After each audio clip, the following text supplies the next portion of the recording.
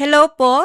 Bago kayo magpatuloy sa panunood ng aming mga programa, huwag niyo pong kalimutan na mag-subscribe sa aming Facebook account at YouTube channel.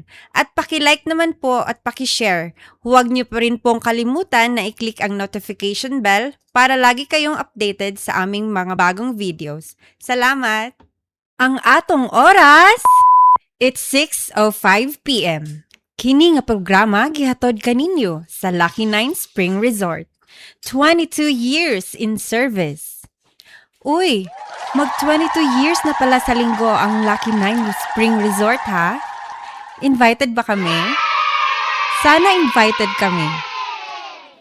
At heto na nga, welcome po sa ating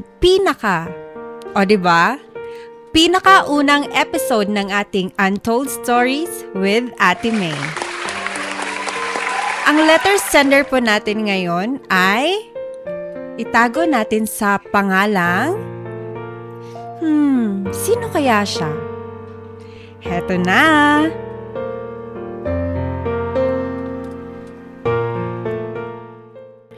Dear Ate May, usa ka maayong adlaw kanimo Ate May ug sa tanang nagtan-aw sa programang Untold Stories with Ate May. Una sa tanan, dako ang akong pasalamat nga adunay programa nga sama niini nga maka-express ko sa akong gibati nga dugay na nakong gibitbit sa akong dughan. Dili ko ganahan sa akong barkada mag-share sa akong gibati kay gasto kaayo tungod kay paimnon pa man ako sila daan ay sila makahatag og advice. Kabalo na kas mga lalaki Ate May nga lisod tapukon kay walay ilimnong makahubog. Ako di ay si Rob. Dili na ako tinuod nga ngalan. Lumulupyo sa munisipyo sa Dangkagan. Hingkod ang panuigon og adunay trabaho. Ate May, na ako'y kauban sa trabaho nga usa ka gwapa nga babae nga dako akong pagkagusto kaniya. During working hours, murag gibayaw sa langit akong kalipay kung makita nako siya. Ilabi na kung mag-smile siya kung tawagon nako iyang pangalan. Para kanako perfect siya nga pagkababae. Insakto sa porma sa lawas, dili taas ug dili pod mubo. Kung mamili kog pakaslan, siya ang babae nga akong gusto pakaslan Ate May. Ang iyang presensya ug ang kahumot sa iyang perfume makapaluya sa akong paminsar nga mura kog gilumay. Maong nakaingon ko Ate May nga dili lang ni pagkagusto, kundili na in love na jud ko niya. Lami kaayo siya diretso gakson, pero kabalo kung dili ka na maayo buhaton sa usa ka babae. Siya ang babae nga kung akong makita, makaingon ko og you make my day og you are the only reason of my daily happiness. Tungod kay medyo strikta siya og postura, ug dili kaayo hilig makighalubilo sa among kauban sa trabaho, maglisod kog duol niya para isulti akong gibati ngadto kaniya. Wala gid ko'y lakas ng loob nga moduol niya para isulti kung unsa ang tinuod na akong gibati. Mahadlok ko basin maunhan ko sa ubang mga lalaki nga moduol, pero wala jud ko'y confidence.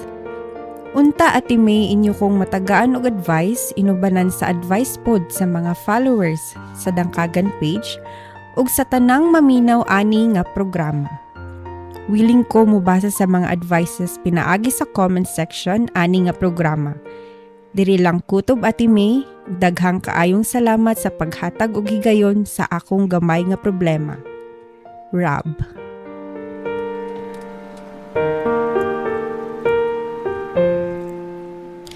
Thank you so much sa atong letter sender for today, no? Si Sir Rob. And karon, we are so honored, no? Because this is a collective effort man jud pod sa kakanis para sa ato ang page. We have a guest for today para pod nga additional nga mahatagan og advice si Rob nga dili lang pud kay sa ako agikan. So let us all welcome Sir Dave Chris Lano, RSW, our Social Welfare Officer 1. Let us clap our hands. Hi sir, good morning. Hello, Ate May.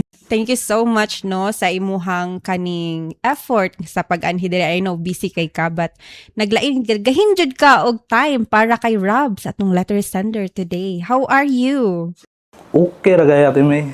So, kani atong letter sender karon Sir Dave, nakadungog man jud ka no. So, naagid siya kaning kuan, na siya crush. So, ikaw sir, napod kay crush sa una sir. Sa una, O daghano. isa ra. So kanir sir, so maayo gyud nga invite ka namo karon no. So napoy POV sa kaning sa men's side. So kay ako man po diri man po ko sa women's kay for example no, ako po to. So sir, kay ikaw man ang nakakuan no sa MSWD na to. Yes, ma'am. Naman po kay kuan. Ato lang po i-insert no because gusto po nato nga ang ato ang listeners also naapod sila'y kaning ma-learn sa atong program. So, pinaagi ani katong na-mention ni Rob no nga pag makita niya yung crush kay gusto unta niya gakson. Pero kabalusad siya nga dili na siya maayo nga buhaton. So, kani siya sir, kaning para lang maka-learn ang atong especially atong mga minor no nga mga boys para na sila'y ma-learn. If ever sir nga kanang magpataka sila gakos without any consent sa kaning babae. What if kanang crush yun nila or unsa baka na ilang na feel na dayon. Nadala silang feelings nga kuan na hug nila or anything nga makanang it might take offense bitaw sa girl nga side. Unsa ang kuan ana nila sir? Unsa yung mga consequence especially if medyo nabastos ang babae? Sa ato karon, ma'am, natay Republic Act ana. Gitawag nato na siya Republic Act number 11313. Also known as Safe Spaces Act or Anti-Bastos Law. So ang nakasulod na nga mga balaod no nga sa tanang mga pampubliko nga lugar or private or public spaces kinahanglan nga protected or safe ta ana. So ug naay mga incident ana nga naay pambabastos nga mahitabo samot na sa imuhang isig ka gender or sa mga babae, sa mga lalaki, and even po sa ato ang mga LGBTQ plus community. So, as a human, so wala gyud tay katungod nga mambastos. So, kana siya, no, tagaan nato sila og respect and dignity, Yes. no, as a human person. But sa question ni Rob nga ingadto no nga nakahisgot siya nga lami gakson ng iyahang crush, no, pero og mingon siya or mananghid siya nga pwede ba ti ka gakson, then musugot ang iyahang crush nga magpagakos, so wala siya problema ana sa balaod. Okay. But og gigakos niya without consent or tungingon nimo ganina nga walay pagtugot, Yes. pwede siya nga manubag sa ato ang Republic Act 11313. So, sa paagi ana, naay mga penalties nga Yes. pwede niya atubangon once nga makumit na niya nga sala. So, no, naka-stipulate na sa ato ang balaod. So, first offense ana nga mag-undergo siya og kaning seminar about gender and development on gender sensitivity. Then ang sunod po na dayon sa first offense, under gapon siya, mag-community service siya. Then ang second offense po na is kuha na siya, na siya imprisonment, 6 to 10 days. Dayon, sa third penalties po niya na, imprisonment gihapon, pero kuha na siya, dito na siya sa iyahang pinaka-maximum nga pwede nga mahatag ana nga balaod sa sala nga iyang nabuhat. No, kay wala tay katungod nga mambasto sa ato ang isig ka tawo. Maghatag hinuon og respeto og dignidad. No, kaya ang atong balaod nag-ingon nga ignorance of the law excuses no one. So sabot ana nga wala nimo gituyo pero nahimo nimo dayon nireklamo ang imong nasad-an. Manubag yung ka sa atong balaod ana. Yeah. So I hope that's clear, no? Labi na sa to abitang mga minor nga mga dili lang kay para sa boys but also to all genders nga part sa atong society, no? That we have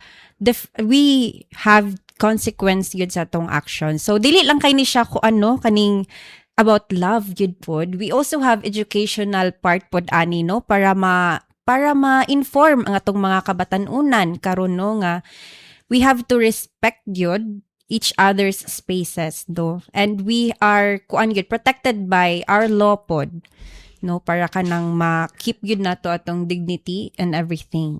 So kaniron Sir Chris, kaning about diri na ta move forward ta sa kaning kuan, maghatag tag advice kang Rob sa atong letter sender for today.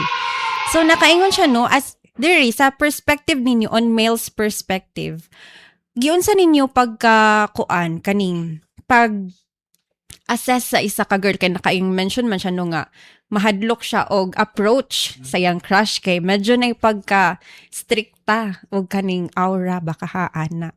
Giunsa ninyo pagkuan? Murag di pud ni siya judgment na diretso, no? Okay. Murag interact man ni sila kay workers man. Giunsa ninyo pagkuan pagkaingon nga nabera ang babae or kaning strikta siya? First is sa iyang personality. No, the way siya mo interact or the way siya mo liho. So may balaan gyud ani mo siya. But og kana lang side nga iyahang tanawon po nga pagka-strikta. So dili ra po kayo siya ingon nga dira ra ta magkuha og base po. Di ba kay bas nabagay uban girls nga kanang what if introvert lang jud siya kanang dili gyud siya kaning halubilo og tao pero dili siya kaning strikta baka or maldita, no, kanang ano na to siya medyo ma-judge ang iyahang looks una pero sa kuano atol maingon kang Rob nga kaning dili lang pud niya ikaw niyang self nga basi kuan maulaw siya approach na nga dili lang pud niya kalitan sad siguro, no, og ingon nga huy gusto ti ka ana kay murag ma-shock sad siguro ang babae ana sir, no, kung mo diretso ra kag approach. Yes, ma-shock gyud ang babae ana. So sa imuhang kuan imong kabahin unsa ang angay nga buhaton ni Rob ani sir? So ang kang Rob pod, no, so no niagi as a male, no, as a lalaki niagi man gyud ta og natay naibgan, no. Yes. Niagi ta og crush, no. Part po na siya sa ato ang pagdako. But if you take risk nga isulti sa imuhang crush, no, the way nga ingani naibog ko sa imuha, no, with manner. Yes. No nga kay ang kuan man gud ana point is ug dili nimo siya or dili ka mosugal nga iingon sa imuhang crush nga nakay panglantaw sa iyaha. So magpabili na siya sa imuhang kaugalingon ra, but imo nang isugal nga ingani nga naibog ko sa mo confess ka sa iyaha, no, then depende na po na sa babae o ihabang dawaton, no, ihabang i-accept or i-reject. Yes. But the point pod ani, no, ug unsay pag-approach sa babae nga dawaton ba niya or i-reject niya, dawaton po na sa lalaki. Yes. No, so ingana na siya nga kinahanglan as male po, no, dawaton po nato nga even though nga gihatag na nato nga no nagpakitang motibo nata nisulti nata sa ato ang feelings, but na may uban mga babae ana nga napa sila gipangita, no, it's either dili pa sila ready nga to commit into a relationship. Yes.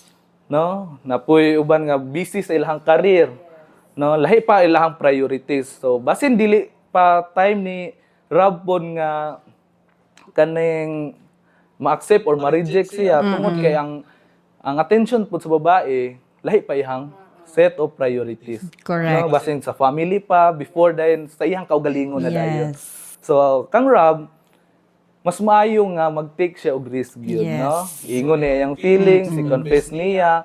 Then unsay outcome ana, no? Learn to accept and learn to Respect kung respect, unsa baka ha. no? Kung unsa may answer sa babae. So, mauna siya, no? Thank you so much, Sir Dave, sa imuhang na-advise kang Rob, no? And sa ako pod, para kay Rob, there's no harm in trying, 'di ba?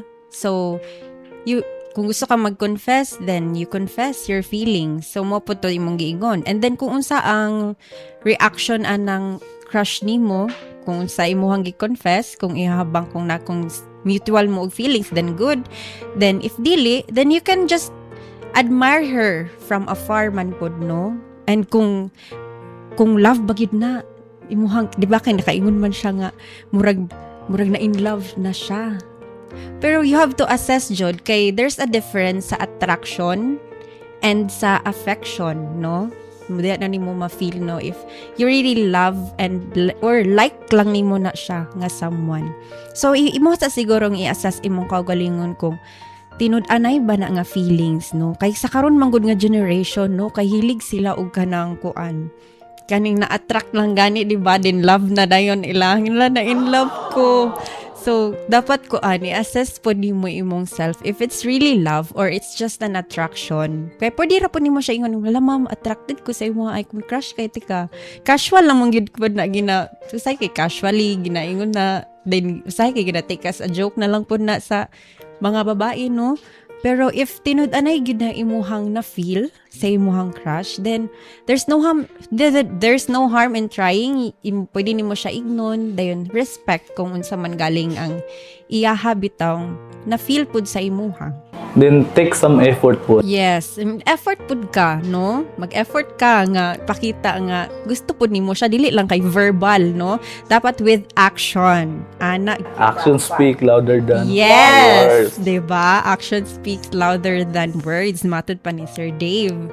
So mo na siya, no? I hope nga nakatabang pud mi sa imuha gamay, Rob, sa imuhang gibati. And at the end of the day, no, I believe nga God really has someone for us nga gilain. We just have to take the time po to really get to know ourselves, no? Kay para dili ta mo enter gyud sa relationship nga daghan pa ta og kulang sa ato. Kay diha man ta magkabulag-bulag, diha na dayon ang kanibitang kagubot, no, sa isa ka relationship. We don't have to rush things. So kung kana magka-mutual understanding mo nga napod siya ka ng something attraction sa imuha, then you get to know each other. Ana lang. Tapos, kaning, mo na, i-assess imong self, dayon, dili dapat ta mo sulod sa relationship just because gusto nato ni siya. Dapat, we have to be certain and natay discernment po sa tong kaugalingon nga.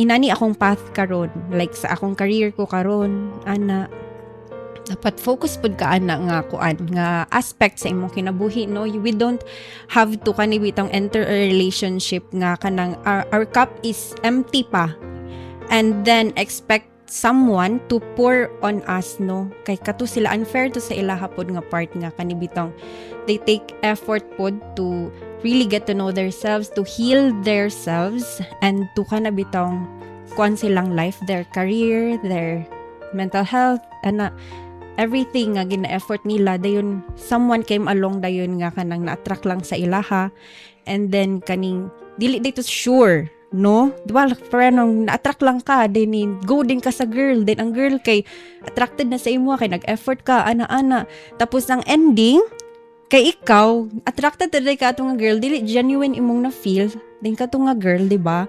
Siya ang nadihado na din karon, kay ni pour man siya sa imong empty nga cup. So, about, we have to really assess ourselves if ready na gid ta mo go sa relationship para dili na to usikan ang time sa mga tao. Mura jud bitaw kaning may pinaguhugutan na gid ta diri, no? So, moro to siya, no, for today. And thank you so much, Rob. I hope that in some way nahatagan ka na mo og kaning advice ni Sir Dave, no? Thank you so much, Sir Dave, for coming here, for your effort, no, para maghatag og advice kang Rob. And that's it for today. And kung naapaman mo yung mga mga problema gahin sa kaning gugma, inyong life baka karon, inyong health, anything nga pwede ninyo ma-share, you can send your letter sa tuang page or send your letter here sa office nato there is sa LGU, no? You can find the office of MPDO or remain anonymous. Amo man pud mong ikuan. Kaning dili mo na mo ikuan diri i-snitch. And that's it, no, sa atong mga viewers nga and listeners dira online, no. Tagain ninyo og kaning kuan, kaning advice si Rab. Wait, outro. Tagain ninyo og advice si Rab, no, through your comments and i-share ninyo ni nga video, i-like, whatever nga inyo makuan, no, to support our page. And then leave a comment for Rab, no, para malandungan gid pud ang iyahang gibati sa iyahang crush. So I hope I'm gonna see you next time, and thank you so much. This is Ate May, your sa gani ni. And this is the Untold Stories of Ate May. See you next time.